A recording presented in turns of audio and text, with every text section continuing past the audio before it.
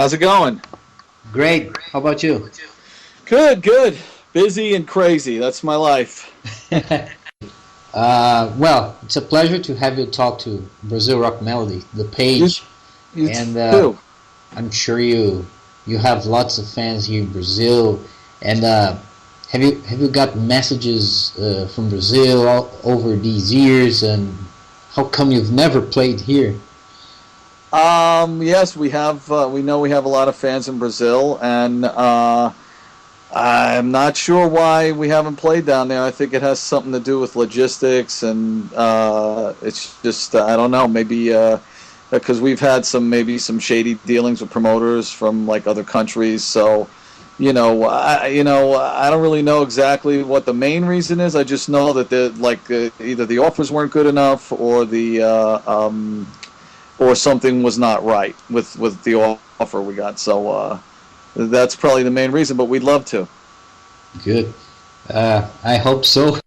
Uh, yeah, I mean, again, we'd love to play down there, and Ted said it's great. So it's again just a matter of making it happen.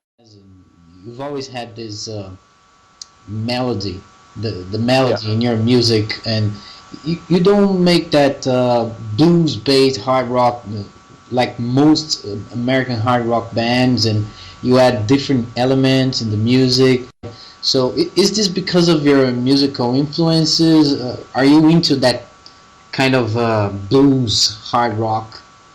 Grew up on the I guess if you want to, for lack of a better term, call it blues based hard rock. I grew up on that, and then at some point while I was growing up, other bands started coming in with like more pop melodies and more sing along stuff like Cheap Trick and Kiss and those kind of bands. They weren't really like blues based rock either. So between that and like wherever my tastes evolved to, as I got older, I started to like Rick Springfield and Wow, great. kind of really just straight ahead, good pop music. And I think Steve also came from that place. Like Steve also he's a big Cheap Trick fan, and he liked all kinds of pop bands. And so when we got together, that's when we were writing. When we started to write together, we started writing with that in mind. Like we were really into at that time, and it's crazy. But when we first got together, we were into like Rick Springfield, Survivor. Trying to think of who else. Loverboy, like that kind of Yes. stuff.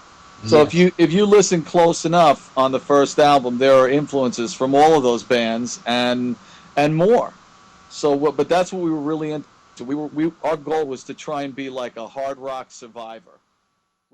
I thought if we could take that and make it heavy, like with heavy guitars and loud drums and big vocals, I said that's kind of where I wanted it to go. And Steve was right there. He was just as much a part of it as me. When you released Revolve, I mean, the whole reason I'm talking to you here is because I like that album so much, and I still listen to it. And when it was released, to me, it was among the three best CDs in 2009. Got great reviews, and in my head, from that point, you would get fired up and start playing everywhere, like South America, for example, and keep releasing new albums. But that hasn't happened that way, right? Am I wrong? Or No, you're absolutely right.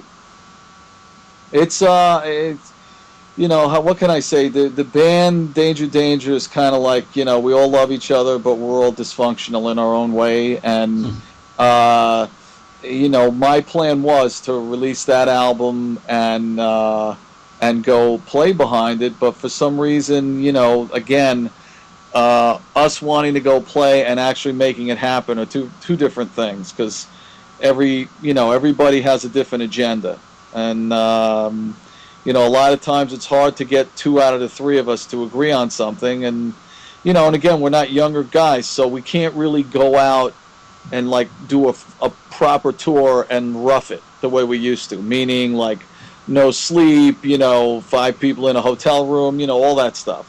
We're all grown men now, so again, we're not trying to go out there and fly first class, and you know what I mean, and have the best of everything. We're Yeah. just looking to be, taken care of minimally, but so that we don't really feel like it's not going to be fun. Okay. Were you happy with the reviews and the response? Yeah, I mean, yeah, I mean, again, there's, I thought the reviews were mostly positive, and it's just so weird because when you release an album these days, like now, in the year 2013, or even for the last 5 years, I could say this is what happens. Mm-hmm. You do so much work and you get all hyped up, and the record comes out, and it has about a 2 to 3 week shelf life, meaning in 2 to 3 weeks, everybody's on to the next thing.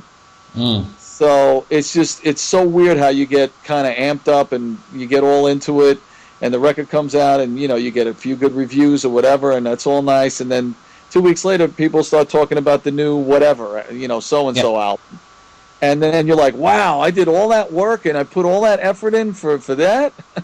Yeah. So it's kind of disappointing, but at the same time, it is the reality of the music business. Yeah, I hear a lot of musicians. I just saw the video of you playing at the M3 Rock Festival in Colombia, Yeah. and you sound great. And I thought that Rob Marcello is a great guitar player, and Steve is in great shape, and Ted seems to be having a lot of fun as much as you.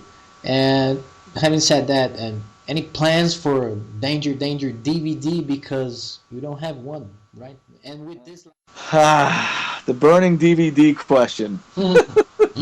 Um, uh, I, for one, am not crazy about the prospect of a Danger Danger DVD right now, just because I don't know. I kind of would want maybe for our fans to kind of remember us when we were young ah, instead of now.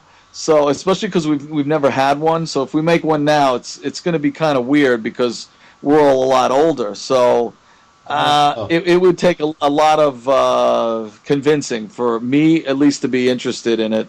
And Steve feels the same way. He's not really interested in it.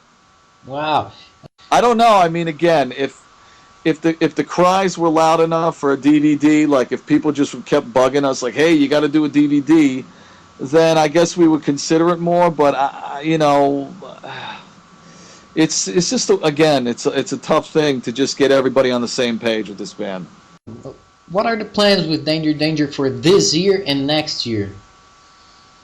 For this year, I don't know if there's really much in the pipeline for Danger Danger. I mean, again, if maybe we might do a few more shows. I don't know. And then next year, we're hoping to put together something special for our 25th anniversary. Ah, that's good. A DVD. A DVD, maybe Yeah. that's what it'll be, Yeah. just for you. Okay. I'm waiting to do another Danger Danger CD. Oh, oh, that's the. That'll be out in 2059. Oh man, Oh my God. don't take too long.